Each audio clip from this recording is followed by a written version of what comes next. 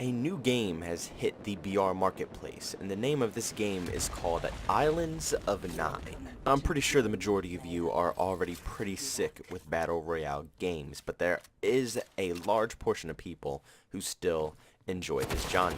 Now I'm pretty sure a lot of you guys have already watched a lot of gameplay of this game if you are into Battle Royale games, and you probably have already made up your mind on this game, but I've put plenty, and I mean plenty of hours into this game, enjoying it, hating it, going through a lot of different emotions, just to make this review for you guys. So let's get straight on into this thing. Now, what is Islands of Nyne? Well, this game pretty much takes PUBG and puts it into a Call of Duty atmosphere. This game is insanely, and I mean insanely fast-paced, putting it at 50 people per match, and probably about 15 to less minute matches. It's a pretty fun game, but in order to do this review, as I usually do, I have separated this game into pros and cons, and I'll pretty much list off both, and at the end of the video I'll give my personal opinion on the game, and you can also leave yours down in the comment section as well, but this is just my review personally for the video. Nobody hate, nobody get angry over my opinion. Like I say, everybody has an opinion. Don't even sweat over it. We are going to start with the pros of this game, and the first pro that I marked off while playing this game is that it's very fast-paced. And I mean this game is insanely fast-paced to any traditional BR that you've played, especially since they knocked the player count down from the typical 100 to 50 players. Now this isn't bad at all to me because I've been really hyped for a fast-paced FPS game that's a Battle Royale. I mean, PUBG is the only FPS game that we've really got for a Battle Royale game, and it is not quick at all, let alone insanely buggy. So this game is perfect for a fast-paced experience, and it's not even like a Call of Duty copy. It feels more like CSGO more than Call of Duty, if I have to say anything. The next pro that I marked down was the care packages in this game, and if you're watching the clips in this video right now, I actually shot down a care package and I'm trying to hold it off so I can get the rest of the loot in it. Care packages are really fun in this game compared to PUBG. PUBG's care packages tend to be a little bit further away, less recent, and you don't see them too often, which is kind of aggravating because you don't get that much action. And when you do see them, you have to haul yourself halfway across the map just to get to it. In this game, they're very easy to spot, very easy to find, and pretty simple to shoot down. Yes, it's easy to pinpoint an enemy when they shoot it down, and you're kind of a big target when you do decide to plop one down, since they do make a big noise on impact when they do hit the ground, but I mean, this game is supposed to be fast-paced for a reason, so the action will go by anyways, and the care packages are good. And unlike in PUBG, where you get overpowered weapons and stuff that will give you a huge advantage, in this game they give you stuff like large health, which is basically will boost you up more than the small healths that you find scattered around the map. They give you different weapons and some extra slots if you need it. But in this game, it's very simple. It's not too many things, not too many attachments like PUBG, not too many weapons. So this game is mostly based on gun skill and learning the actual guns in the game, which are very few, so it's more fun because it's easier to learn the pattern of each weapon. The next pro that I came across while playing this game was the looting. The looting is extremely smooth and good in this game. I have zero complaints about it. I think it's perfection, and it definitely makes the pace of the game a little bit quicker. Like I said, there's not many attachments. You'll mostly just have a hollow, red dot, ACOG, or a 6x or 8x if you're lucky and find one. And then for a muzzle, you only get silencer. So there's not much that you're really looking for, and there's not much that's really going to affect the change of the game. So you can pretty much max out all your ammo, you can max out all your meds, grenades, and weapons, and you can have 3 extra attachments on the side as well that you can hold on to. So the storage system in this game is very simple, and also the looting is very easy as well, because it's not like PUBG where you can like manage everything. You can have more ammo than like weapons, or just you know, you can portion everything out, more meds than certain things. No, you have a max amount of meds, max amount of grenades, max amount of ammo, and a max amount of weapons. That's it. You max them all out and you're good on loot. You're good to go. Now I also wanted to toss this clip that you're watching right now into this mix, because this is the next pro as well. Before you load in to any lobby, you start in the practice arena. And a lot of people talk trash about the practice arena, but I don't see too much about what's wrong with it. I think it's a pretty cool concept, and it's definitely better than what Fortnite and PUBG do, because at least you can warm up before the match actually starts in this, unlike Fortnite where you just shoot guns at people and it doesn't do anything, and PUBG they just took all the guns out because they can't even let the game run with all the guns sitting there. So I mean, this is a great little twist, and I enjoy it because it's gun game too, so you have to progress through the weapons, and it's a little bit of a challenge before the match starts, because you want to get to the last gun, so you're kind of pushing and trying to challenge yourself to get there before the match ends in about like 50 seconds. The next pro that I found in this game, which a lot of you guys will probably not agree with me, is the bunny hopping. There is bunny hopping in this game, and if you grab your knife and just sprint and jump, you will make it across the map extremely quickly. And I hope they don't change this, because honestly, I personally love it. Like I said, CSGO, it really brings a feeling to me about this game, and if they keep it the way it is, I think it will still take off just as good as it already is taking off. So if they keep that bunny hopping mechanic in the game, I'm just going to be psyched, because it's so fun. It allows you to move around the map a whole lot quicker, and the movement system, I feel like it's just meant for this type of game with how fast they're trying to make it. So 2 thumbs up for the bunny hopping. Please don't take that out of the game, I'm begging you. Now the last pro for this game is what I wish PUBG would just do, but they just absolutely refuse to do it for some strange or awkward reason, besides on the new map Sandhawk. But other than that, they just won't put it in the game, and that is easy loot. In this game, when you spawn in, there is loot absolutely everywhere. The first building you hop in will either have a shotgun, sub, or assault rifle, or even a sniper rifle.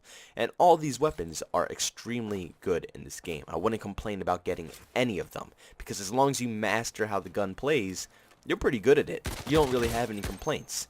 So the loot is insanely fast and easy to find in this game. I can pretty much armor up in this game and almost fully get all my guns and maybe a few meds, maybe 1 grenade, and maybe like less than 5 minutes. The first 2 buildings I could probably find all that stuff.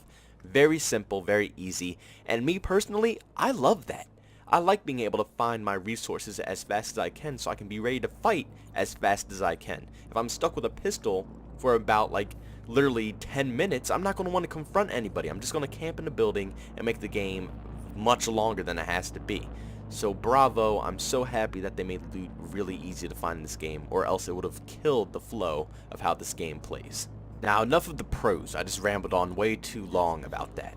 Let's get to some cons and what's bad about this game. The first thing that I could pretty much point out, and which really killed the experience for me in the beginning of the game, not really more towards the middle when I started getting more of the hang of it, but when I was a noob, there's no reload icon to indicate that you're low on ammo. I mean, that's pretty much in every game, third person or first person, that's a shooter out there.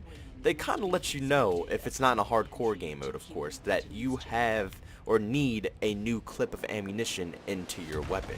In this game, it doesn't really hint you at that.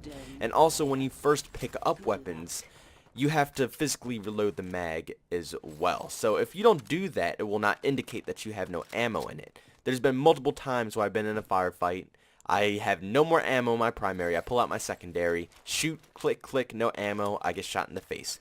Plenty of times I'm spraying out of my assault rifle, not checking at the bottom right to see how much ammo I have, because I'm too focused on the enemy in front of me. Click, click, I'm out of ammo, didn't even expect it, shot in the face. So I mean, over time you'll probably learn that you have to do this, but I think just for new players in general, just to keep their attention with the game and not throw them off and make them despise it, you should probably put a reload indicator in the game. Even if it's just a little flashing red light or whatever, just to let you know that you need to put a new clip in your gun. I think people will appreciate that, just that little feature in the game. Now the next con that I came up with for this game was the attachments. And even though I said that I love how the attachments are, and they're not that many, which is good, but there could just be a few more. And the main ones that I think they should add in the game are quick draw mags and extended mags.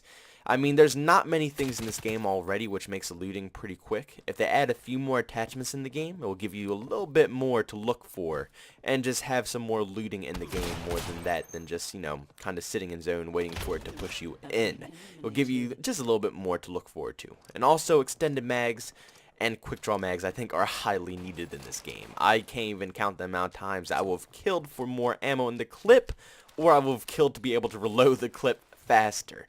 So just a few more attachments, and I think this game could be really solid on that end. Now, I'm going to show you a clip right here, and just look very carefully at what they all are. Do you see anything else besides commons here? No. Now, there's about 14 crates that I've opened, which is a lot of playtime that you need to do, especially if you don't get a lot of kills in matches, you won't get that much currency. So you gotta grind hard for these crates. And after 14 crates, I only got commons. Now, a lot of people are probably just going to say luck, but I've tested this out with a few more friends as well, and they've both only got commons too. It's a little fishy to me, and I don't understand why commons are the only things that we can get.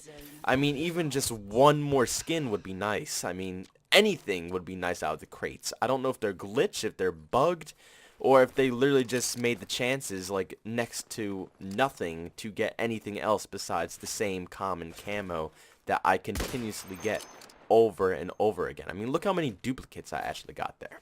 The next con that I came across in this game is in order to revive a teammate, you need those boosters. Now, you've seen me inject the healths into my body, correct? Well, in order to get your teammate up, you just can't walk up and hold F or whatever your interactive key is. You have to actually have meds on you in order to heal your teammate.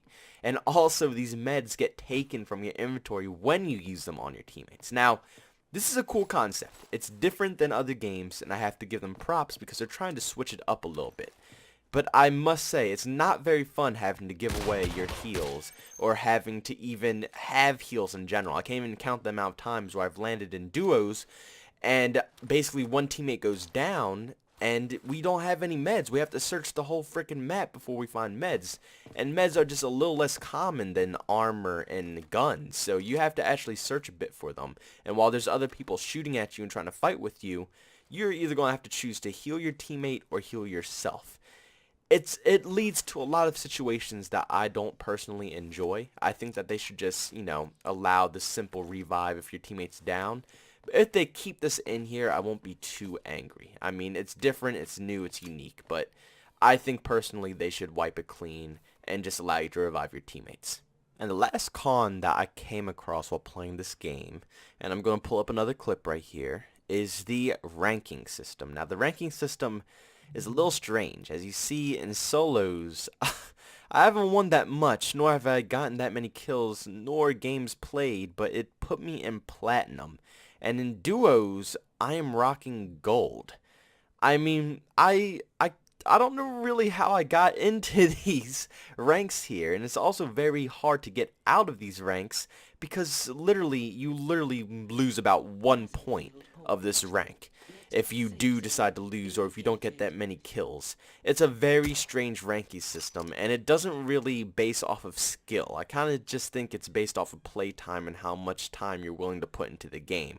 And I put a lot more time into this game compared to other people, so I get a higher rank than other people. It's a little strange because you do get your own personal rank, but I mean, it's not really too big, not really too game changing, but I think a rank is very well needed in the game. I like being able to categorize people or my own self into a skill level of, either a gold division, platinum, bronze, all that other stuff. It brings a Rainbow Six Siege feel to it, which I really do enjoy because I loved Rainbow Six Siege, and I love the competitive side of Rainbow Six Siege.